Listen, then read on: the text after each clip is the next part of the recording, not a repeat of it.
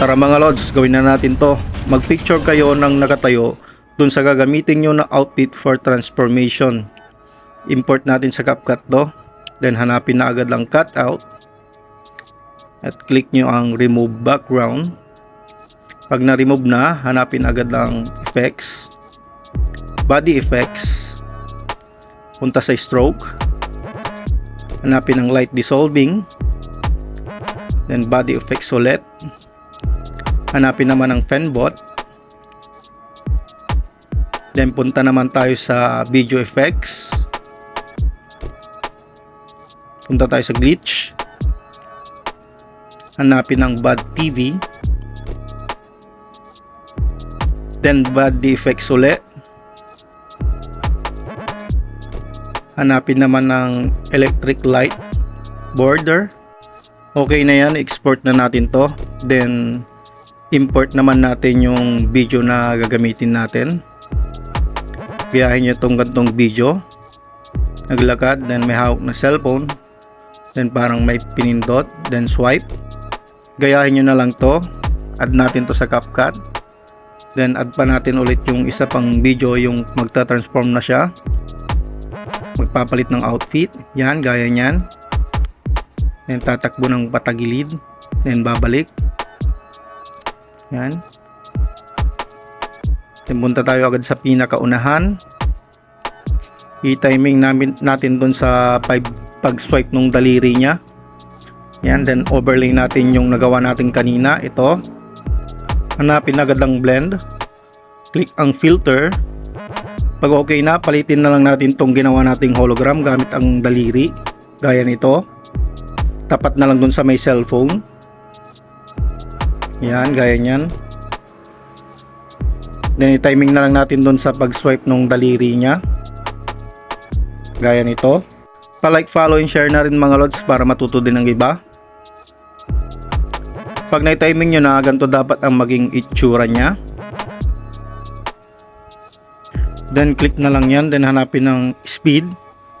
I-slow mo natin hanggang 0.7 para humaba yung video niya.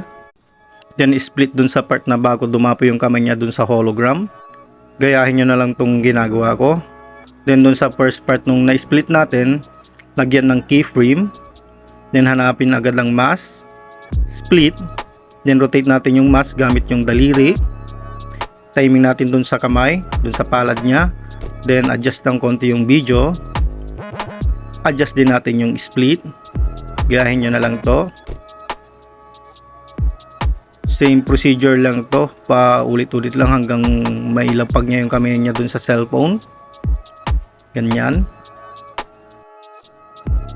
Then pag okay na, check na lang natin kung okay ba yung ginawa natin. Yan. Then split natin dyan sa part na yan, yung paglapag mismo ng palad niya. Delete natin yon, then delete din dun sa taas. Then play ulit natin para makita natin ang itsura kung tama ba. Yan, dapat ganyan.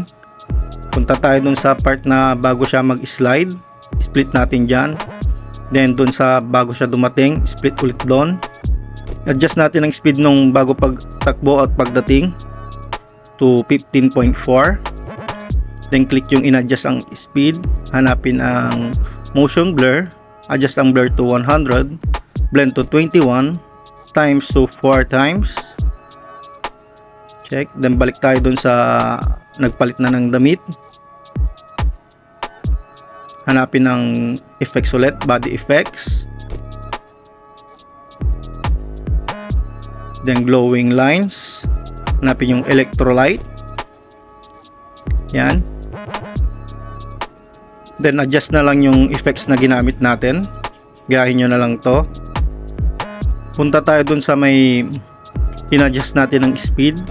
I-adjust ulit natin speed to 4.0 kasi masyadong mabilis. Then import na natin yung gagamitin nating effects. I-timing na lang dun sa pagtakbo niya. Then sa pagdating, hanapin na lang yung blend, filter. Then tamang timing na lang. Isakto nyo na lang. Gaya nito. I-copy nyo na lang tong effects para hindi nyo na siya import ulit. Hanapin na lang edit, tas mirror.